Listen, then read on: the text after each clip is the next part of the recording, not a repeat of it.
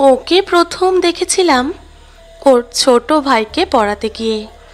ওর স্নিগ্ধ রূপ আর কাজল কালো চোখ আমাকে করেছিল মোহিত।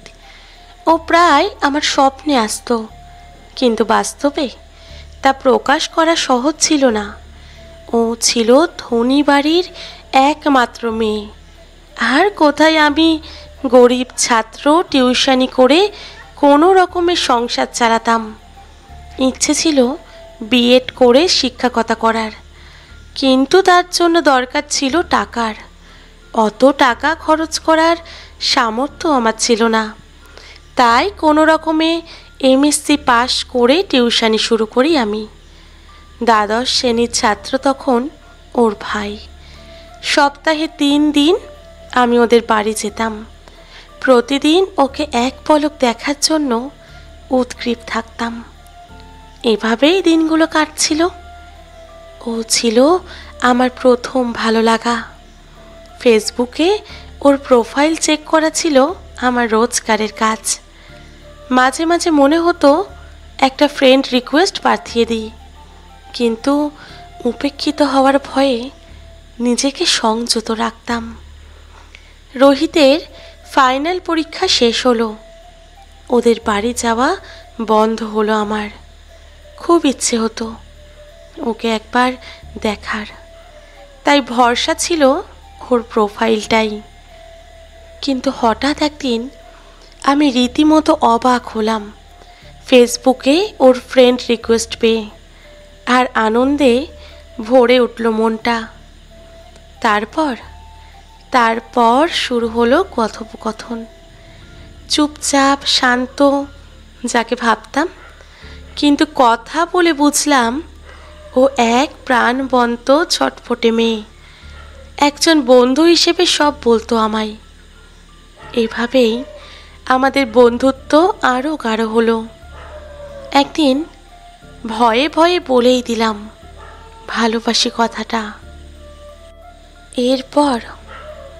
এরপর ও শোনালো ওর ভালোবাসার করুণ অভিজ্ঞতা। কিচ্ছু লুকায়নি সে। প্রথম প্রেমিক চেয়েছিল বিয়ে করতে, কিন্তু নিজের ভবিষ্যৎ ঠিক না করে বাবা মায়ের অমতে ঘর ছাড়তে রাজি হয়নি সে।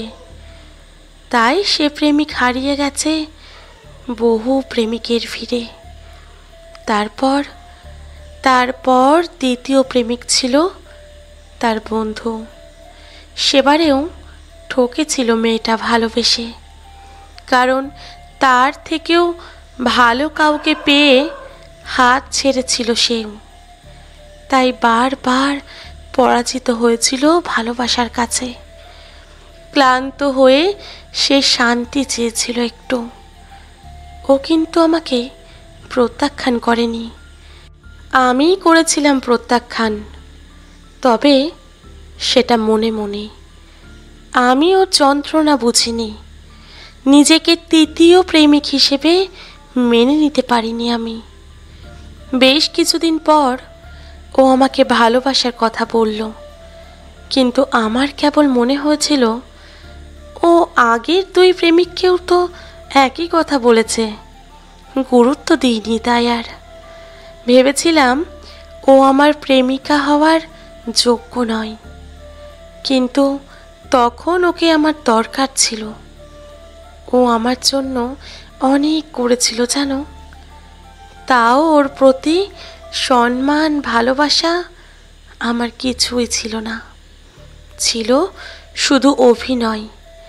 কারণ আমি ওর তৃতীয় প্রেমিক ছিলাম বলেই আমার বিএডের জন্য দরকারি টাকার যোগান ওই দিয়েছিল।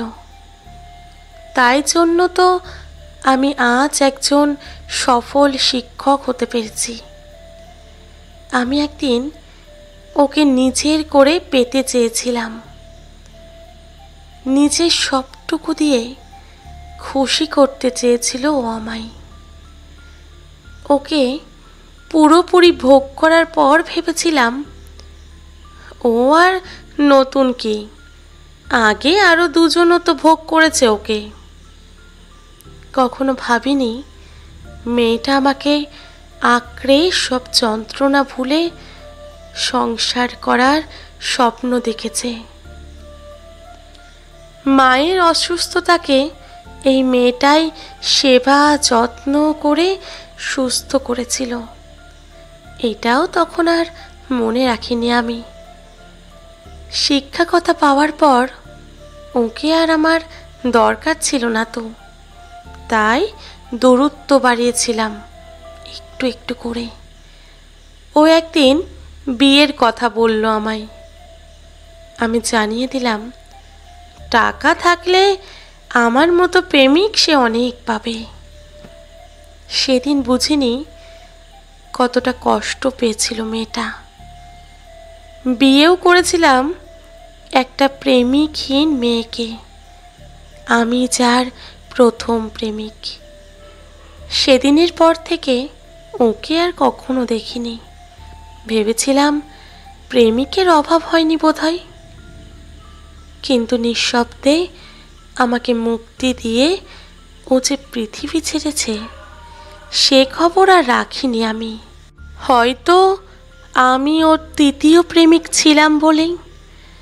তৃতীয় প্রেমিককেও সবটুকু দিয়ে ভালোবাসা যায় এটা ভেবে দেখিনি কখনো। তার প্রমাণ ও দিয়ে গেছিল নিজেকে শেষ করে।